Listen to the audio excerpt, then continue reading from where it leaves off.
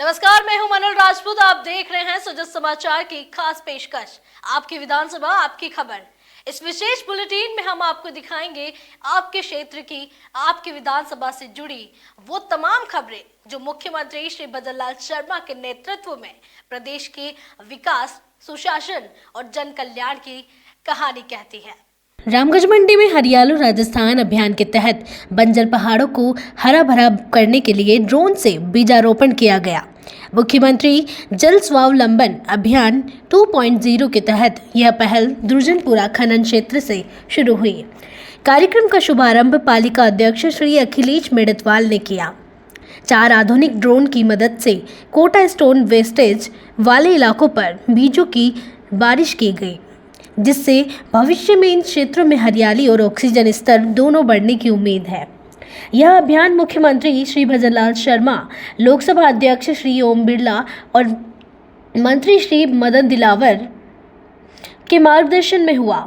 मौके पर वाटरशेड विभाग के अधिकारी और विशेषज्ञ भी मौजूद रहे। बजट घोषणा के तहत टोंक की चराई में निर्माणाधीन मेडिकल व नर्सिंग कॉलेज का जिला कलेक्टर कल्पना अग्रवाल ने निरीक्षण किया। कलेक्टर ने कॉलेज भवनों के प्रशासनिक कक्ष, लैब, हॉस्टल आदि का जायजा लेते हुए कार्य में तेजी लाने के निर्देश दिए। यूनानी कॉलेज में जल भराव की समस्या पर नाले के प्रस्ताव के निर्देश भी दिए गए। इसके बाद कलेक्टर ने सोरन स्थित 4 MLD सीवरेज ट्रीटमेंट प्लांट व बिसलपुर पेयजल पंपिंग स्टेशन का निरीक्षण किया। साथ ही जिला रसद कार्यालय का वार्षिक निरीक्षण कर DSO को NFSA योजना में पात्र लोगों के नाम जोड़ने के निर्देश दिए। निरीक्षण में SDM टोंक व अन्य अधिकारी मौजूद रहे। जो टोंक में निर्माणाधीन मेडिकल कॉलेज, नर्सिंग कॉलेज, उनका विजिट किया, निरीक्षण किया। साथ में ही जो यूनानी कॉलेज पूर्व से चल रही है, उसका भी विजिट किया। साथ में ही नगर परिषद का डंपिंग यार्ड और STP उसकी कार्यप्रणाली को देखा। और इसके अलावा जो बीसलपुर से जो पानी आ रहा है, उसका पंपिंग स्टेशन, जो उसमें किस तरह से पानी पंप होके किधर जा रहा है, ये सब चीज़ें देखी। और बाकी जो DSO ऑफिस का जो एनुअल इंस्पेक्शन है।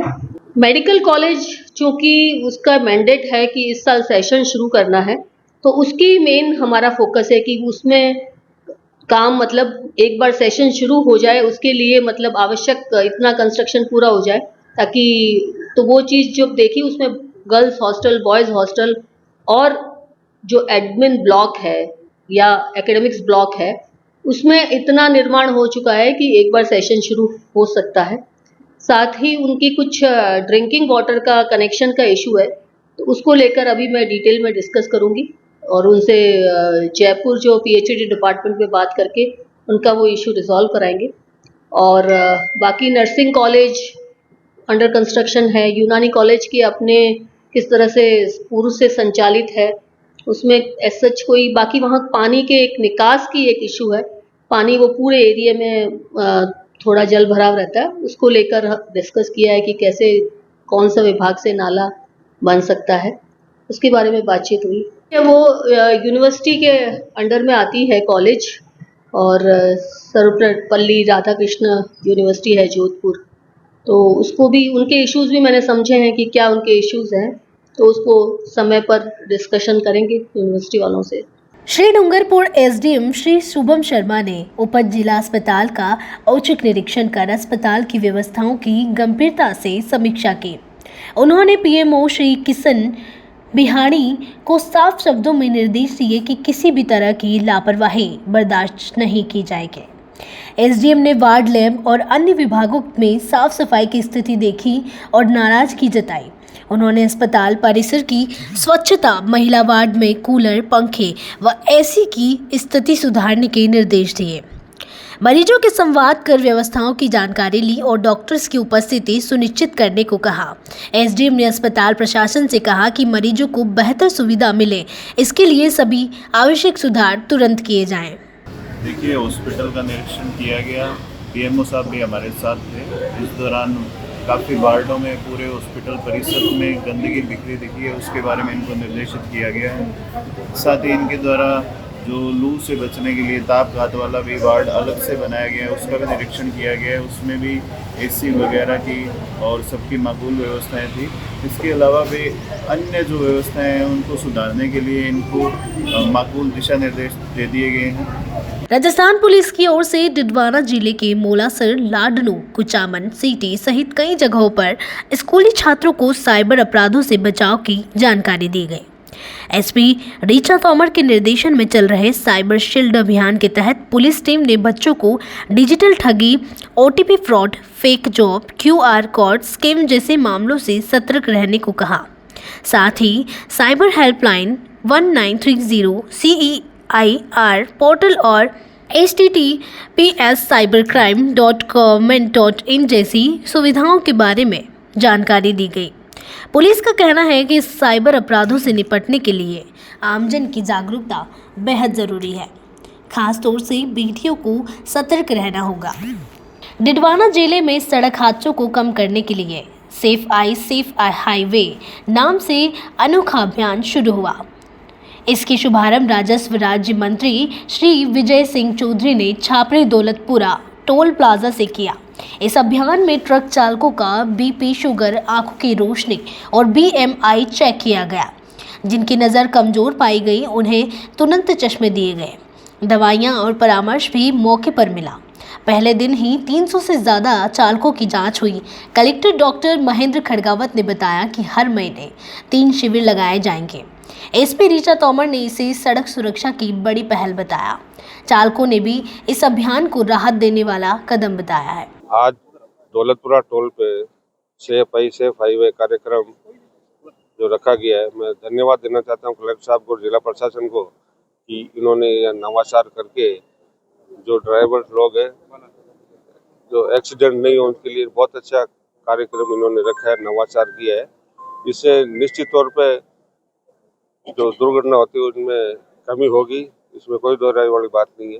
प्रशासन मुस्तैद रहेगा तो कलेक्टर साहब प्रशासन ये जरूर चाहेंगे कि भाई अपने यहाँ दुर्घटना नहीं हो। तो इसके लिए धन्यवाद के पात्र हैं। सरकार भी सड़क सुरक्षा सप्ताह रखती है और तो ये निश्चित तौर पर दुर्घटनाओं में कमी आएगी। सेफ आई सेफ हाईवे सबसे पहले स्टेट के अंदर हमने ब्यावर में शुरू किया था। लगभग 6000 से ज़्यादा ट्रक ड्राइवर्स की आंखों की और हेल्थ की जांच की थी। वो स्टडी रिपोर्ट हमने सरकार को भी भेजी है। सबसे बड़ी चीज़ ये है कि उसमें ये देखने की आई कि जितने भी ट्रक ड्राइवर्स हैं उसमें से 30% का जो शुगर है वो 300 से 350 से ज़्यादा आ रहा है, या किसी का बहुत ज़्यादा लो आ रहा है। बीपी है वो भी 300 350 से ज़्यादा आ रहा है या बहुत ज़्यादा लो आ रहा है। मेरा केस स्टडी के आधार पर ये कहना है कि जितने भी ट्रक ड्राइवर हैं वो सारे प्रोफेशनल हैं, उनको कभी झपकी नहीं आएगी। जैसे ही झपकी आएगी वो अपने ट्रक को किनारे लगा के और रेस्ट कर लेंगे। वो अनकॉन्शियस जो होते हैं वो ज़्यादा शुगर या लो शुगर के कारण या बीपी हाई और बीपी लो के कारण अनकॉन्शियस हो जाते हैं।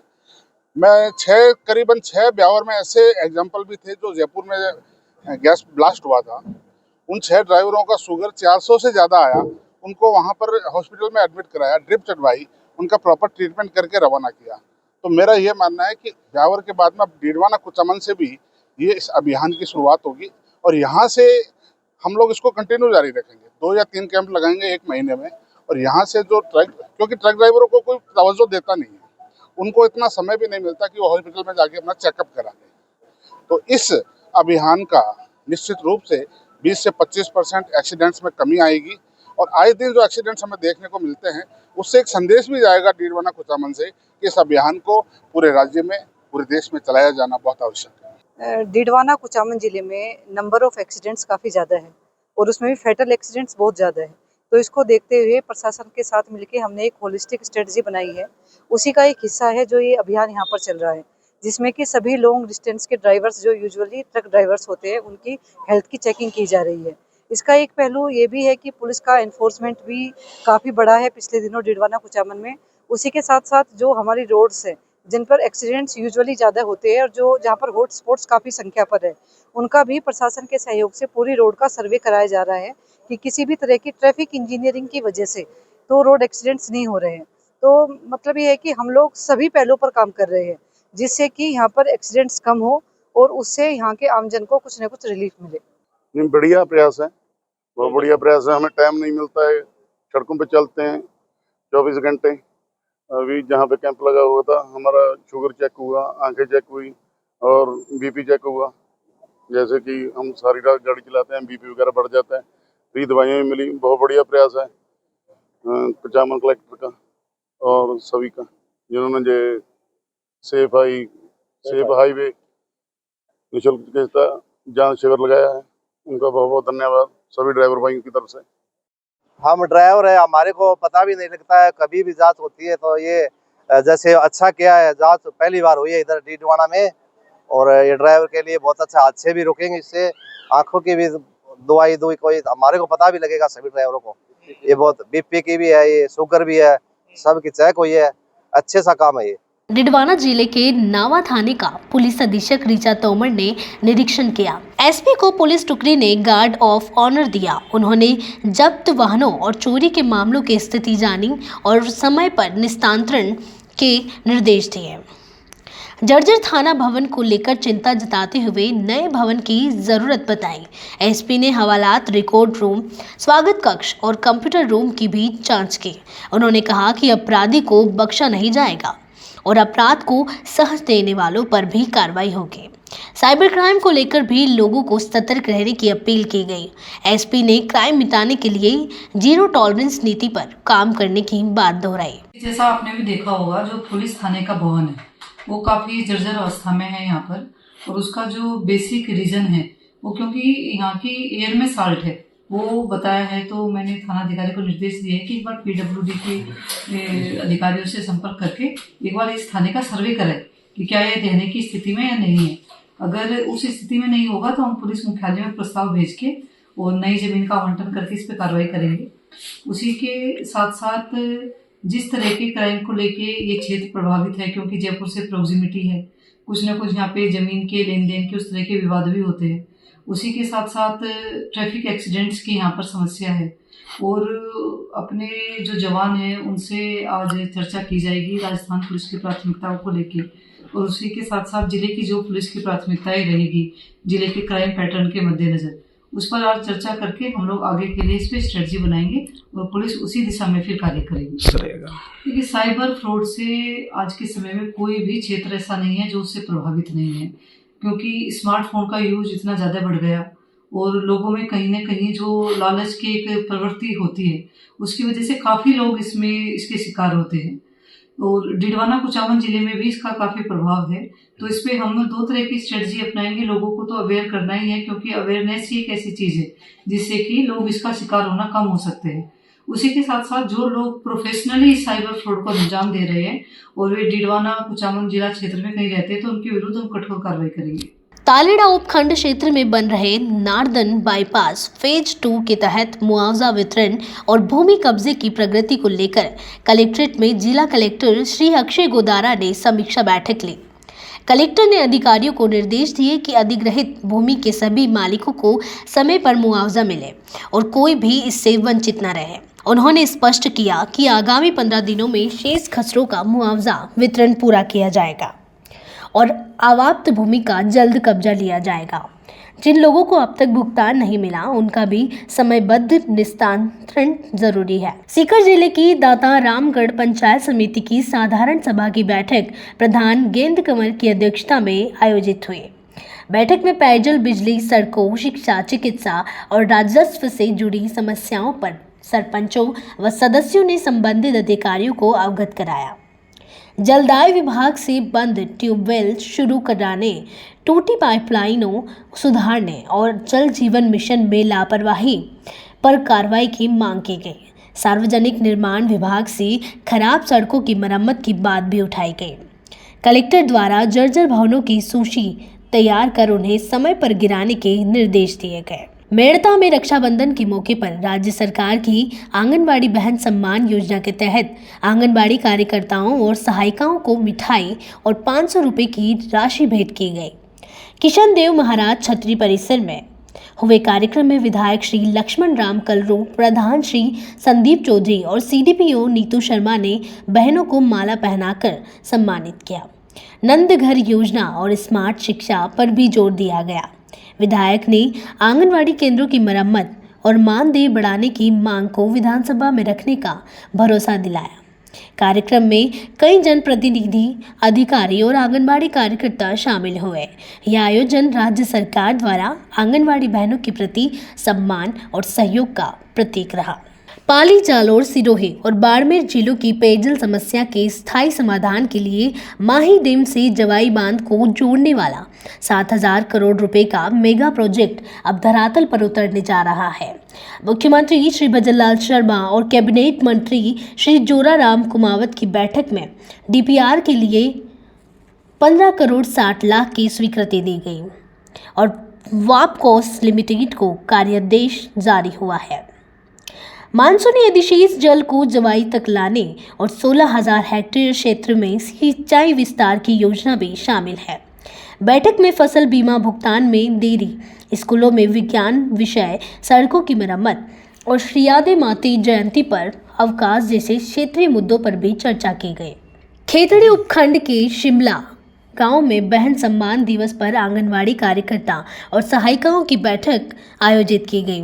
इस अवसर पर मुख्यमंत्री श्री भजनलाल शर्मा द्वारा रक्षाबंधन के उपलक्ष्य में भेजा गया 501 रुपये की प्रोत्साहन राशि, मिठाई का डिब्बा और छतरी उपहार स्वरूप वितरित की गई।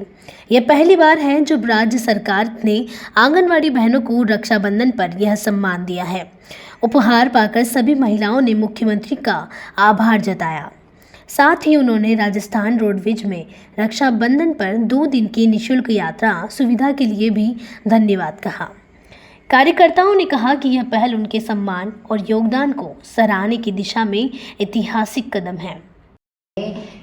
झुंझुनू जिले के खेतड़ी परियोजना से शिमला सेक्टर में हमने बहन सम्मान समारोह दिवस मनाया, जो मुख्यमंत्री जी की एक बेहतरीन योजना है। उनने हमारी बहनों के लिए इतना सोचा और उनने हर आंगनवाड़ी बहन को 501 रुपये और मिठाई का डब्बा भिजवाया। इसके लिए हम उनके बहुत आभारी हैं। 12 में जिला कलेक्टर श्री रोहिताश सिंह तोमर और स्वीप नोडल अधिकारी श्री राजवीर सिंह चौधरी के निर्देशन में राजकीय कन्या महाविद्यालय में मतदाता जागरूकता के तहत तिरंगा थीम पर रंगोली बनाई गई।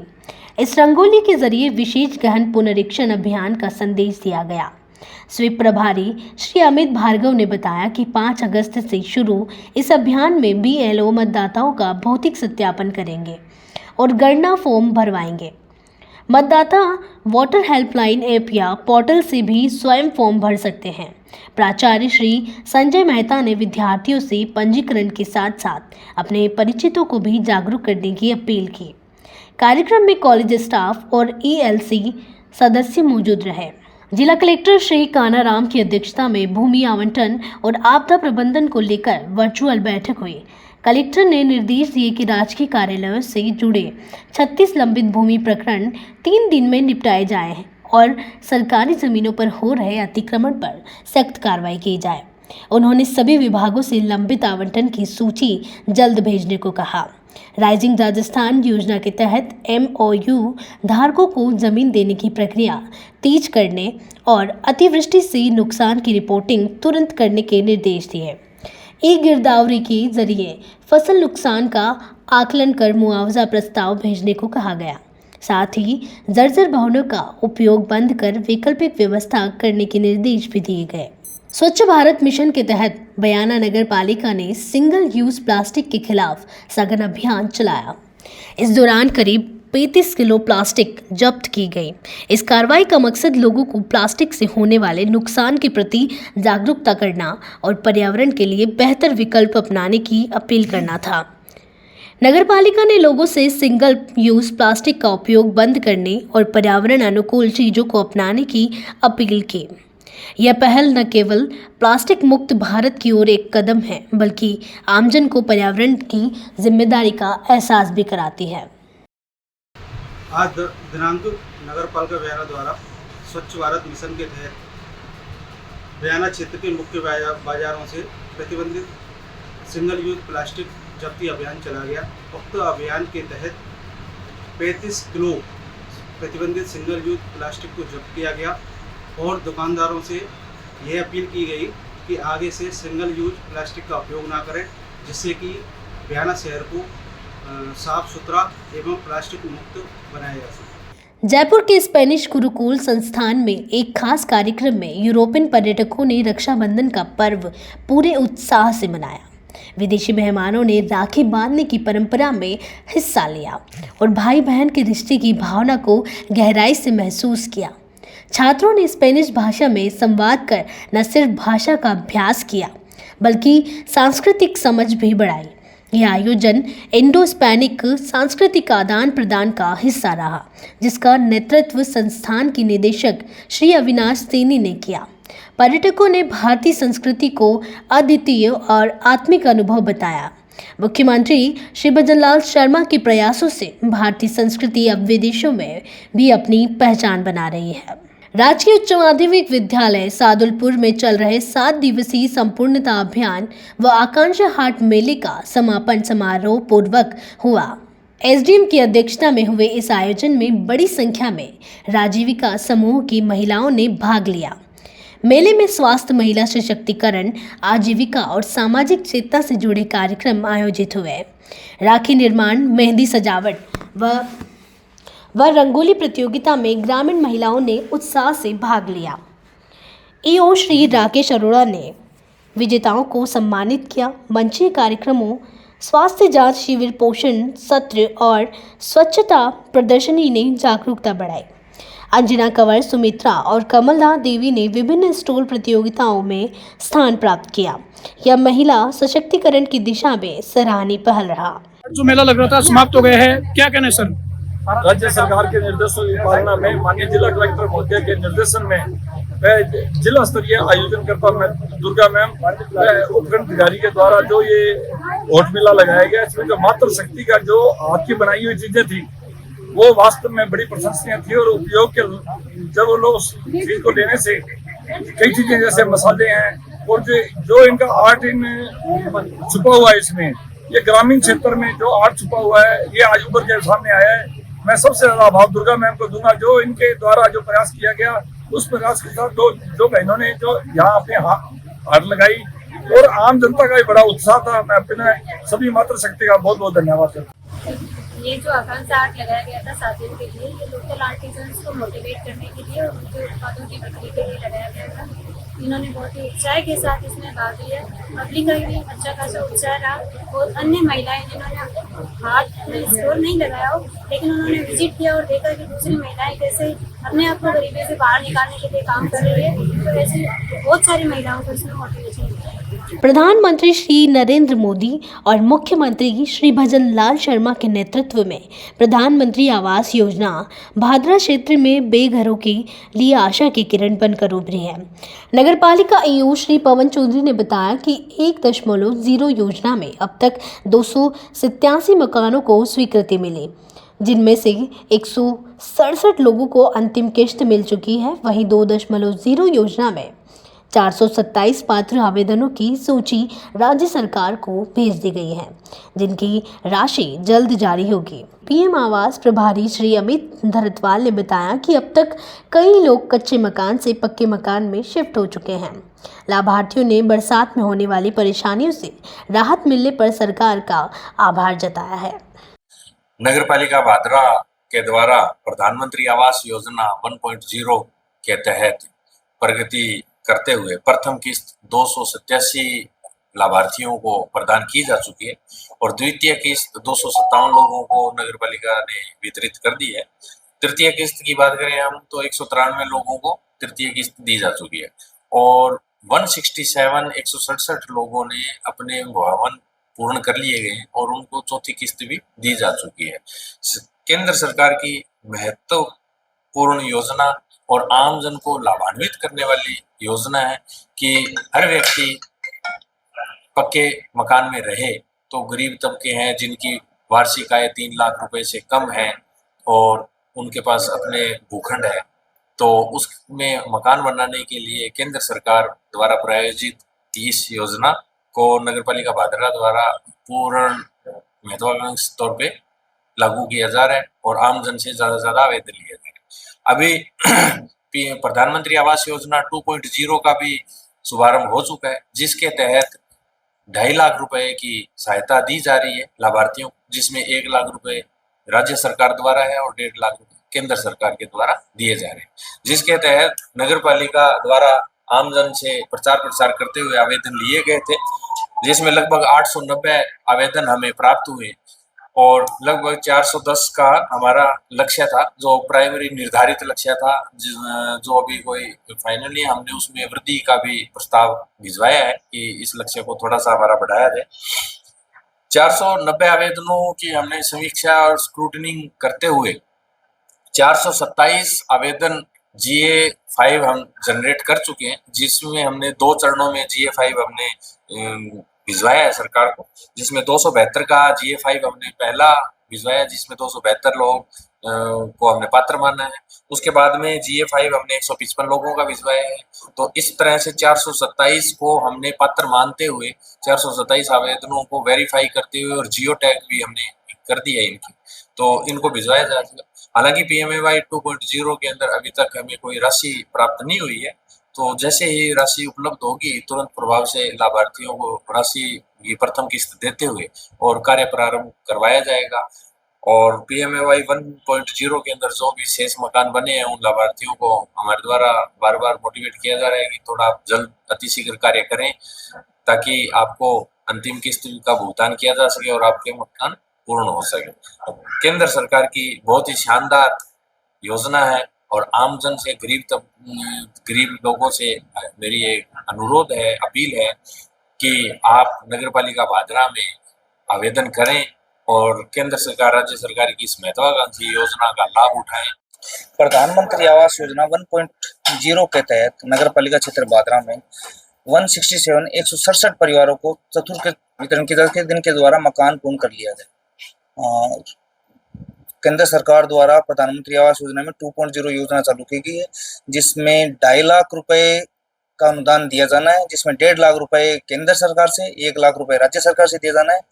उसमें नगर पालिका को 800 के करीबन फार्म प्राप्त हुए, जिसका 410 का निर्धारित लक्ष्य था, जिसमें 410 परिवारों को स्वीकृत किया जा सके। जो पात्र थे उनको 5A जनरेट किया जाकर आगामी कार्रवाई हेतु स्टेट गवर्नमेंट को भिजवाया जा चुका है। इसमें आवेदन के लिए क्या पात्रता की जरूरत है? इसमें एक तो जिसका कच्चा मकान हो 21 वर्ग मीटर से 30 वर्ग मीटर से कम का होना चाहिए कच्चा मकान, पक्का मकान, और साथ में 3 लाख से कम की आय हो और अल्प आय वर्ग हो, मध्यम परिवार। ये हमारा मकान, पहले हमारे पास कच्ची जमीन थी, हमारे यहाँ मेरे पास 25 साल से मैं किराए पे रहता था।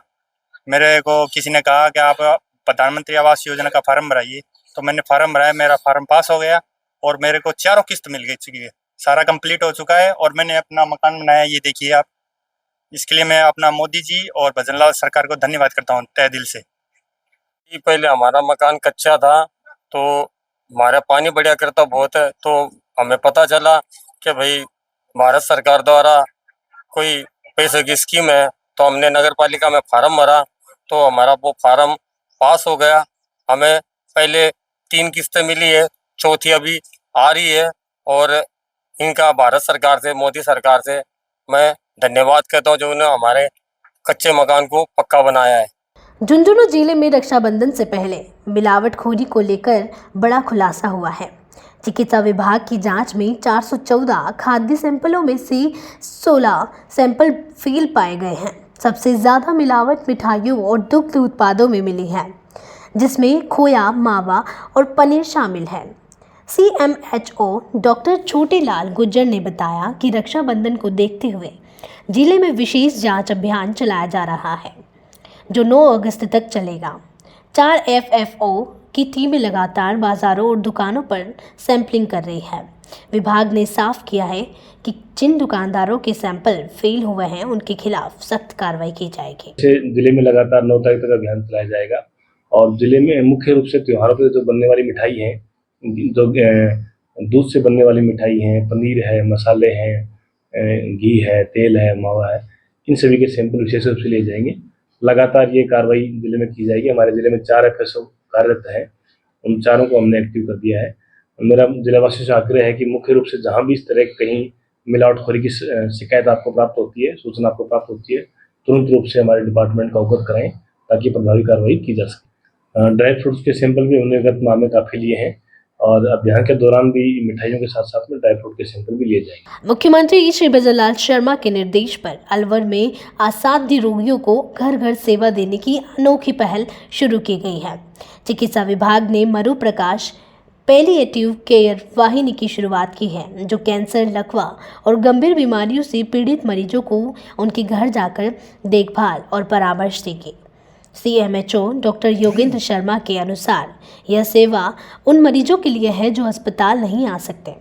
वाहन में डॉक्टर, नर्सिंग स्टाफ और ज़रूरी दवाइयाँ उपलब्ध है। इसका उद्देश्य मरीजों को शारीरिक और मानसिक राहत देना है ताकि वे गरिमामयी जीवन जी सकें। यह पहल प्रदेश में करुणा आधारित स्वास्थ्य सेवा की मिसाल बन रही है। पैलिएटिव केयर उन मरीजों के लिए दी जाती है जो कि सामान्यतः चल फिर नहीं सकते, एंड लाइफ केयर होती है।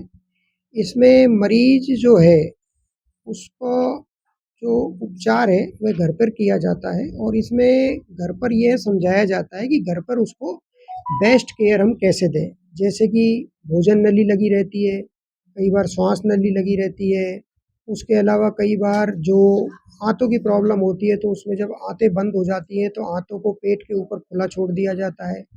इसके अतिरिक्त ऑर्थोपेडिक्स के जो केस हैं वह चल फिर नहीं पाते, या फिर पैरालिसिस के जो मरीज हैं उनके लिए पैलिएटिव केयर की सुविधा की गई है। इस जो वैन है यह जो भी मरीज इसमें एनरोल होंगे उसको घर पर जा कर के सेवा देगी। वह मरीज की जनरल केयर के साथ साथ उसके कोई स्पेसिफिक इलाज जैसे चल रहा है तो उस इलाज के बारे में भी उसके परिजनों को समझाएगी। उसके अतिरिक्त उसके जो बाउल एंड ब्लैडर केयर है, ओरल केयर है कि जैसे दांतों में पेस्ट नहीं कर पाता है, कैसे कराया जाना है, यह सब चीज़ें उनके परिजनों को समझाएंगे। और मरीज को जैसे लेटे लेटे किस तरह से उसको साफ सफाई उसकी करनी है, उसके अतिरिक्त उसको क्या दवाएं हम दे सकते हैं, किस तरह से उसको बिठा करके या फिर राइस ट्यूब से अगर उसको भोजन देना है, दवाएं देनी है तो उसके बारे में जो जानकारी होगी वह सब उसको कराए जाएंगे। ये जो मरीज हैं ये अधिकतर जैसे कोई कैंसर की कीमोथेरेपी का मरीज चल रहा है, कोई पुराना क्रोनिक पैरालिसिस का मरीज है, तो उनका जो ऑनलाइन एंट्री NCD पोर्टल के द्वारा होगी उसी के द्वारा इनकी मॉनिटरिंग की जाएगी और उसी के द्वारा इन मरीजों का जो भी एनरोलमेंट होगा तो जो टीम होगी संबंधित रोटेशन वाइज उनके पास जाएगी। आपकी विधानसभा आपकी खबर बुलेटिन में आज के लिए है इतना ही। फिर मिलेंगे नई खबरों के साथ, तब तक के लिए देखते रहिए सुजस समाचार। हमारे चैनल को लाइक, सब्सक्राइब और शेयर करना ना भूलें। धन्यवाद।